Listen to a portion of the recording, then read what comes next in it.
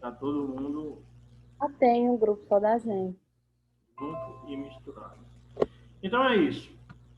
O que falamos aqui, eu acho que ficou bem exposto já, né? Se não ficou, vocês têm que perguntar, minha gente, porque a gente tá de forma remota assim. Aí eu fico falando. Eu não sei se tá dando para vocês entenderem ou não, mas aí era bacana que vocês falassem, ah, tá bom, não tá, repete, não repete, e aí a gente repete, beleza? Esse slide aqui, ele já meio que já foi tudo falado sobre ele, tá? Ok, que é a história dos raios-x, teve sua utilidade no radiodiagnóstico, como também a radiação que foi descoberta, os radioisótopos, né, nesse caso aí, foi utilizado para tanto o radiodiagnóstico, como é o caso da... Tem até esqueci de falar nesse momento.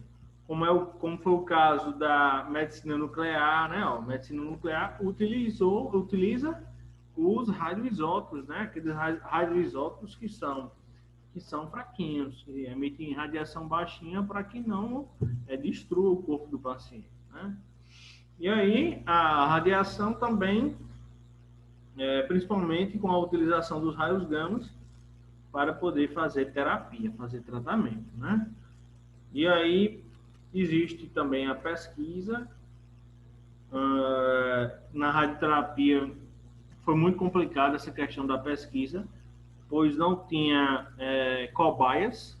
As cobaias, galera, era praticamente o quê? Praticamente os pacientes, né? Era praticamente os pacientes. Então, o estudo da radioterapia era algo empírico, certo? O que é algo empírico? É algo que se faz ao acaso. Então, era tudo ao acaso. Aplica radiação até a pele do paciente ficar irritada. Era assim que fazia. Aplica radiação até a pele ficar irritada. O nome disso que é chamado, na verdade, é chamado de eritema. Dose eritema, ou seja, dose que inflama, e aí, a partir disso aí, se conseguiu fazer o tratamento, né? Isso aí é o que nós já sabemos também, né? A gente põe isso aí para meio que revisar, né? Que a radioterapia também partiu do princípio da utilização dos raios-x, vocês vão ver mais brevemente, lembrando que a utilização dos raios-x é em baixa escala, porque é em KV, né? Então, o KV não atinge as regiões mais profundas, certo? Já a megavoltagem, sim, atinge região profunda, conseguindo destruir o câncer, né? Então, isso aqui, esse slide que a gente está vendo, é só a causa da morte do Heidegger, né? Que ele morreu de câncer intestinal, mas ele não admitia que a morte dele tinha sido causada pela radiação e tal. Mas é algo que não vem muito ainda vem para aqui, na verdade. Não é algo que era para estar aqui nesse momento.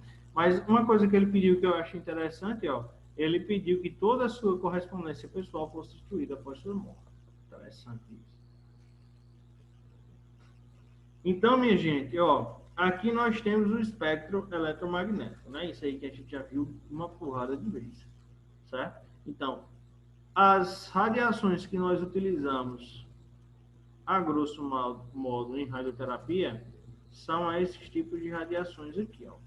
Radiações que são em curto comprimento de onda e grande e alta frequência, né? Então, esses tipos de radiações que conseguem penetrar bastante, causando assim o efeito ionizante, né? E a gente sabe que o efeito ionizante, galera, é a quebra, né? A quebra, a interação com a molécula a interação com macromoléculas, fazendo com que haja a sua destruição, né? Então, esse slide aqui também é falando sobre os radioisótopos, que a gente comentou ali naquele outro, né? Falou do Becquerel, falou do casal Curie, do urânio, polônio e rádio, né? Então, isso aí são os radioisótopos naturais que, posteriormente, esses radioisótopos podem ser alterados via laboratório, mudando sua constituição, deixando mais fraco ou mais forte, tá? Então, essa mudança aí ocorre como? Na sua edição, né? Edita a estrutura atômica, fazendo com que ele emita mais ou menos radiação. Geralmente é para emitir mais radiação, certo? Então, aqui, galera, é uma mama de uma paciente com câncer mamário, né? Então, está emblocado em bloco de parafina, evidenciando a lesão bem ulcerada, né? Então, quando a gente fala lesão ulcerada, porque está com pus, está bem protusa, está bem exuberante, está grande, certo? Então, aqui, ó, é um relato de uma paciente que houve o primeiro tratamento com raio-x, ó, para câncer de mama, em um paciente com o tumor grande, né? No mesmo ano, na França, ocorreu o primeiro tratamento de câncer gástrico, né? Isso aqui é uma endoscopia, pessoal. Essas imagens de baixo aqui é a imagem de endoscopia, né? Então, isso aqui foi a imagem mostrada da mucosa gástrica, e essas partes amareladas aqui, ó, cinzento amareladas, isso aí é tudo o câncer gástrico, certo? Quando está bem lisinho aqui, ó, está bem lisinho, né? Bem rosado, o estômago ele está íntegro, mas quando tanto o intestino, que é o trato gastrointestinal, quanto o estômago está dessa forma aqui, semelhante a isso, né? Com mudanças de cores, com cores diversas, cinza, o azulado, o preto, o amarelado, né? Isso aí é sinal, pessoal, de neoplasia, tá? Sinal de malignidade.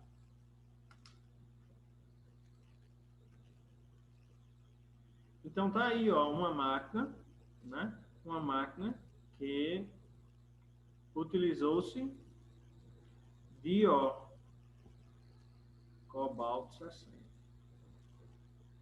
Certo, minha gente? Cobalto 60. E nessa máquina aqui, minha gente, ele aplicava 1,25 mega eletronvolts.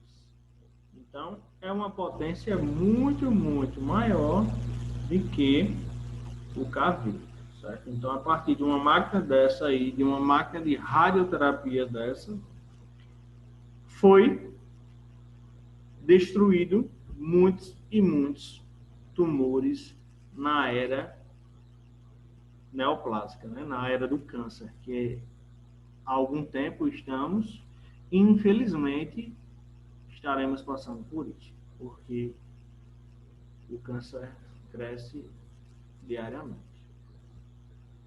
Isso aqui foi em 1951, ó. 1951, já faz um tempão, né? Um tempão que se utilizava o cobalto 60 para a destruição de câncer, né? Então, como é o nome disso? Isso aqui é uma máquina de radioterapia, certo? Uma máquina de radioterapia. Dentro daqui, ó, do cabeçote, ó, cabeçote, isso aqui é chamado de cabeçote. E toda essa parte aqui, minha gente, ó, toda essa parte aqui, com exclusão do cabeçote, é chamado também de gantry, né? A gente viu isso em terceiro, né? O gantry. O gantry é essa parte mais volumosa, letra feia, mais volumosa da máquina, certo? Então isso aí é chamado de gantry. Gantry.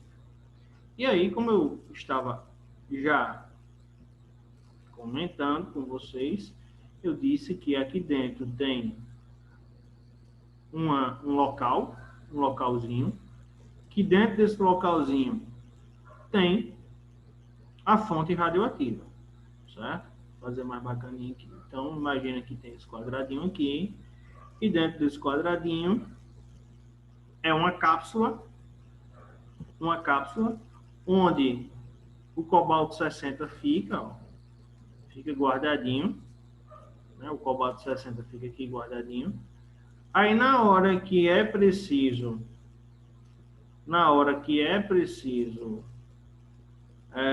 expor a radiação ao paciente, minha gente, então estou expondo a radiação ao paciente, aí o que é que faz? Ó? Libera a caixa e a radiação começa a ser emitida.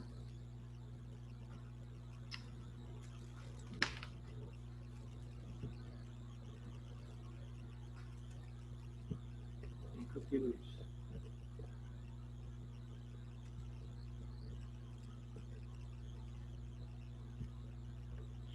Então, ó, liberou a caixa, radiação ó, emitida no paciente. Lembrando que cada evolução que se passou, essa radiação houve um direcionamento maior a cada evolução, tá? Então, a cada evolução houve um direcionamento maior. Então, lembra, só para a gente recapitular esse slide aqui, que ele é importante. Nós temos, vamos lá, prestem atenção, tá? Nós temos uma unidade de terapia com cobalto 60. O que é isso? É uma RT, uma radioterapia. Ela também é chamada bomba de cobalto. Bomba de cobalto, certo? E o grande detalhe dela, minha gente, não esqueçam disso, que o cobalto 60, ele emite aproximadamente 1,25 megavoltagem. Isso aí é para destruir tumor profundo. Tumor profundo. Certo?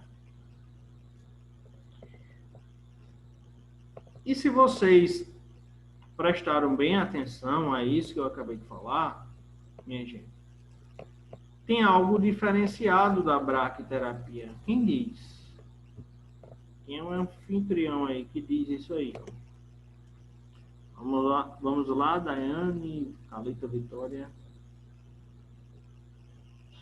Jaiane, Wellington, Erivânia, Vanderlei. Nesse caso aí, tem professor, algo diferente. A radiação vai incidir de forma externa falou o quê?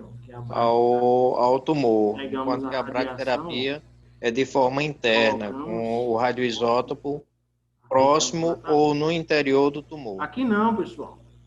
Aqui não, ó. O que é que acontece aqui? Estamos falando... Não, não estou ouvindo vocês, não. Não estou ouvindo ninguém. Aqui, ó, nós temos um tratamento que é a longa distância. Certo? Então, basicamente, galera, a radioterapia, vocês vão dividir assim, ó, dividir em duas, em teleterapia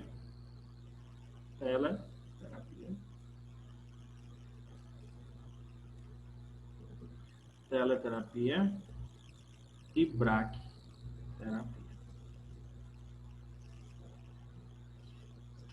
Braquiterapia, certo? Então a gente divide a radioterapia em duas. Teleterapia, porque tele, lembra telefone, longe, né? Aplicação de radiação a longa distância. E a braquiterapia, aplicação de radiação a curta distância. Espero que todo mundo tenha entendido esses dois termozinhos aí. Né? Então, aqui é sobre um pouco da história da radioterapia no Brasil, né? A radioterapia no Brasil tem esse textinho aí. Ó, em 1995, quando o vice-presidente do Colégio Brasileiro de Radiologia, o Antônio Celso, radio-oncologista do Instituto de Radioterapia da Santa Casa de Misericórdia, em Belo Horizonte, editou um complemento do livro intitulado A Radioterapia no Brasil, tendo como um dos coautores o doutor Neiro, que se encarregou do capítulo sobre a história da radioterapia do Brasil, por considerá-lo um relato minucioso do início e do segmento do histórico da radioterapia no país. Resolvemos passar a palavra, que é melhor parará. Então, aqui, minha gente, sobre a radioterapia no Brasil, ela foi iniciada, basicamente, aqui, ó, no Hospital de radioterapia, certo? Porque em 1929, vocês vão dar uma misturadinha na cabeça aí, mas vejam bem, ó, aqui a gente já tinha Magna, ó, em 1951, cobalto, megavoltagem, teleterapia, né? Aí a gente entrou aqui na radioterapia no Brasil, só para enfatizar isso. Quem era o Reuter? O cara que inventou o raio-x, né? Terapia, tratamento. Então aqui, galera, nesse tempo aqui no Brasil, nesse tempo do Brasil, no Brasil, né? Nós tínhamos pesquisa, terapia com raio-x. E a terapia com raio-x, a princípio, lembra, a princípio, tratamento com raio-x, ele foi chamado de Röntgenterapia, certo? Mas isso foi no início dos estudos, no estudo da radioterapia, né? E nesse hospital aqui, ó, de Gaffney Gliley, tinha pesquisas também radiobiológicas. Então, como eram essas pesquisas? Era para entender a interação da Röntgenterapia com o tecido biológico, certo? Então, basicamente, a radioterapia do Brasil, ela começou com a Röntgenterapia, o estudo do tratamento com raio-x.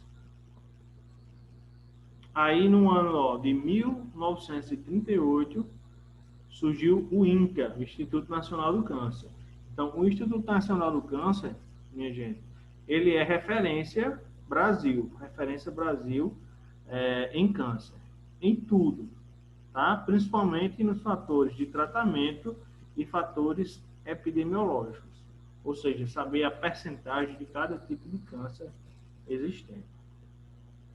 Aí, no ano de 1954, aí chegou o primeiro aparelho de cobalto. Lembrando, o aparelho de cobalto, ele pode ser chamado de bomba de cobalto, cobaltoterapia ou telecobaltoterapia. Por que tele, professor? Por que tele? Porque tele, professor, porque eu acabei de mostrar aqui para vocês, ó. Tele é a aplicação de radiação a longa distância, certo? Então, ó, bomba de cobalto, cobaltoterapia e telecobaltoterapia é uma coisa só. Para que isso? Só para confundir, né? Então, foi nesse hospital aqui, ó, Hospital São Sebastião. Eu não sei onde é esse hospital, eu acho que é em São Paulo. Ou é em Brasília, um dos dois aí. E aqui chegou no Hospital das Clínicas, aqui em São Paulo, ainda na década de 50, foi instalado outro aparelho, ó, de telecobaltoterapia, outra bomba de cobalto, outro tipo de terapia chamada de tele, né, a longa distância. Vocês viram que eu falei em bracterapia lá no início, né? Falei lá no início, bracterapia, lá no início. E aí, minha gente, a gente só veio falando agora de de cobalto, bomba de cobalto. Não é? Por que isso? Por quê, galera? Porque a braquiterapia ela entrou em desuso durante um certo tempo. Entrou em desuso. Pelo fato de a bomba de cobalto está em evidência, está tratando, está aplicando radiação com tudo no paciente e está tudo bem. Certo? Então, por isso que, teoricamente, a braquiterapia ela foi extinta durante um certo período. É por isso que a gente não comentou mais sobre ela nesse momento. Né? Então, aqui temos, na década de 50, cobalto. Aí vemos para 1972. Ó. Acho que ninguém era nascido aqui ainda. Né? O primeiro acelerador linear. Pronto. Esse tipo de aparelho aqui, minha gente, é um aparelho top da radioterapia, que também sofreu evolução. E o aspecto importantíssimo dele, desse tipo de aparelho, é que ele utiliza, sabe que tipo de radiação? Raio-X. X. Professor, tu acabou de me falar que o raio-X ele emite uma radiação em quilovoltagem. Mas nesse danadinho o raio-X é em megavoltagem. Acredito que se quiser. Que no acelerador linear, minha gente, eles fizeram uma mudança na estrutura do equipamento que conseguiu aplicar radiação em megavoltagem paciente. E qual é a diferença do cobalto para o raio-X? Basicamente, minha gente, é o quê? É a estabilidade. Né? Raio-X a toda hora a gente consegue produzir. Cobalto, ele tem um tempo de meia vida. Certo? Tem um tempo de meia vida. Então aqui, após a década de 60, vários equipamentos foram colocados no serviço de radioterapia no Brasil. Em 1983 foram catalogadas 86 unidades de radioterapia, sendo 23 em São Paulo, 13 no Rio de Janeiro, 7 em Minas Gerais, 6 na Bahia, 5 no Pernambuco e 5 no Rio Grande do Sul, né? Aqui não tem, aqui ainda não tinha, falando em Paraíba, né? Mas já tem na Paraíba, a gente sabe que tem, mas eu vou até tentar ver isso aqui, esses dados mais atualizados, que eu acho que tem no Brasil hoje umas 400 máquinas de radioterapia. Certo? Então, minha gente, nós iremos ficar aqui, a gente vai começar a próxima aula desse slide, falando em teleterapia, que nós já comentamos sobre, falando sobre braquiterapia também, né? E explicar alguns tipos de alguns tipos de braquiterapia. Certo? Entendido aí todo mundo? O assunto foi muito complexo, foi muito diferente. Mário, tu vai colocar esse assunto. Não deu para entender. Me digam, minha gente. Se vocês me dizendo, eu consigo assimilar e consigo projetar o conteúdo de uma melhor forma, né? Eu já vou adiantar para vocês, minha gente, que o termo radioterapia, RT, ele vai ser repetitivo, que é o que a gente vai estudar. Radioterapia, RT, vai ser repetitivo, certo? Mas é isso aí. Em relação à nossa disciplina, eu vou aguardar um pouquinho ainda a coordenação se pronunciar para saber se a gente vai abrir o Moodle. Eu acho que sim. quando a gente abrir o Moodle, tá? Nós vamos fazer o quê?